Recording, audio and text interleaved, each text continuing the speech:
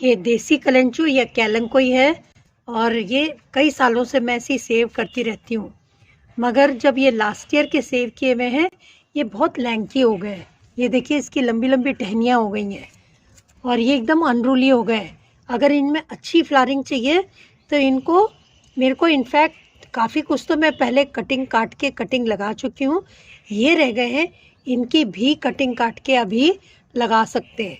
अभी नवंबर first week है, तो इसकी इतनी इतनी कटिंग लेके नए गमले में या इसी गमले में कुछ तो, ये शैलो कंटेनर है क्योंकि एक सर्कुलेंट लाइक प्लांट है ये कलंचू या कैलंकोई।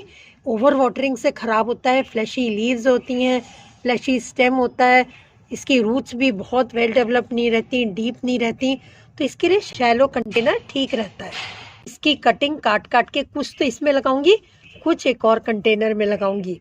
और मार्च तक ये देसी कलंचू में हम लोग के इंडिया में, नॉर्थ इंडिया में, दिल्ली एनसीआर में खूब अच्छी फ्लावरिंग होती है मार्च अप्रैल तक। तो अभी हालांकि थोड़ा लेट हो गई हूँ, अक्टूबर में ही लगा लेते जैसे बाकी मैंने लगाए थे। और भी दिखाती हूँ जो मेरे पास कंटेनर सेव्ड है। ये देखिए, ये है और इसमें से काट काट के लगाए थे और अभी इनमें ग्रोथ दिख रही है मगर बहुत अच्छी नहीं है। तो ये सारी काट काट के हम लोग दोबारा कटिंग से लगाएंगे और पूरा भर जाएगा और बहुत अच्छी ग्रोथ होगी क्योंकि अभी इनके लिए राइट मौसम है।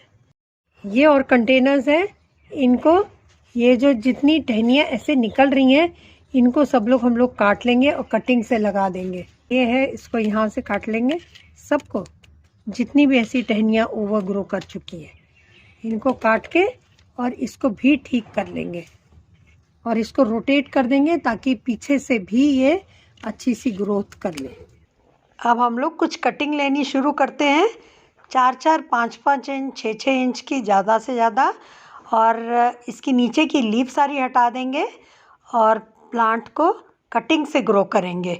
रूटेक्स हार्मोन है नंबर 2, वो मैं यूज़ करती हूँ। अगर वो नहीं है तो आप एलोवेरा जेल यूज़ कर सकते हैं रूटिंग के लिए, सिनेमन पाउडर यूज़ कर सकते हैं या फिर हनी यूज़ कर सकते हैं। आइए, ये सारी कटिंग तैयार करके हम लोग राइट सॉइल में लगाते हैं। सर्कुलेंट सॉइल, सर्कुलेंट के लिए जो होती है वेल ड्रेनिंग सॉइल होती है, उसमें हम लोग सैंड लेते हैं, कुछ 1/4 part sand, 1/4 garden soil, 1/4 leaf mould, 1/4 compost. Compost में काउडंग मैन्योर, साथ में फंगीसाइड, नीम खली, दोनों चीज़ें डालेंगे जिससे इसमें फंगल अटैक की प्रॉब्लम ना आए। कंटेनर यही यूज़ करेंगे और इसमें सॉइल में चीज़ें और ऐड कर देंगे। तो ये हम लोग ने हटा दिया जो जड़ से निकला है और जो कटिंग है वो यूज़ कर लेंगे हम लोग। अब सॉइल हम लोग की तैयार हो गई है, पॉटिंग सॉइल, और इसको और रिप्लेनिश कर देंगे। जो मैंने पॉटिंग सॉइल बनाई थी वो सब सर्कुलेंट के लिए यूज़ हो सकती है। मेरी तो ये पुरानी सॉइल मैं यूज़ कर रही हूँ। थोड़ा सा मैंने इसमें लीफ मोल्ड और डाला है और साथ में ये फंगीसाइड डाला है। फंगीसाइड डालने से प्लांट फंगल अटैक से बच जाता है क्योंकि ज़्यादातर जितने भी सर्कुलेंट प्लांट होते हैं वो फंगस की वजह से ही ख़राब हो जाते हैं। पानी बहुत ध्यान से डालना पड़ता है।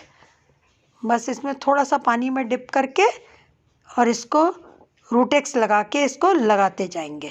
ऐसे करके इसमें लगा देंगे। ऐसे ही पूरा कंटेनर हम लोग कटिंग से भर देंगे एकदम, ताकि खूब सारे प्लांट्स हों और ये कंटेनर भर के रेड कलर के सुरख लाल फ्लावर्स आए। बहुत ही प्रिटी गमला लगेगा ये। अब ये सारे कंटेनर में हम लोग ने कटिंग लगा दी है। कुछ ही दिनों में इनमें ग्रोथ दिखने लगेगी। हल्का फुल्का पानी डालेंगे, बहुत ज़्यादा पानी नहीं डालेंगे। और इसमें नेक्स्ट वाटरिंग तभी करेंगे जब टॉपलेट ड्राई हो जाए। और आज मैं थोड़ा और पानी में थोड़ा सा और फंगीसाइड डाल के फिर वाटरिंग कर रही हूँ और नेक्स्ट वाटरिंग तभी करूँगी जब टॉपलेट ड्राई हो जाएगी। अब इसको शेड में रखेंगे और कुछ दिनों बाद धीरे से इसको धीरे धीरे करके इसको सनलाइट में लेके आएंगे। आप भी ज़रूर लगाएं ये प्लांट।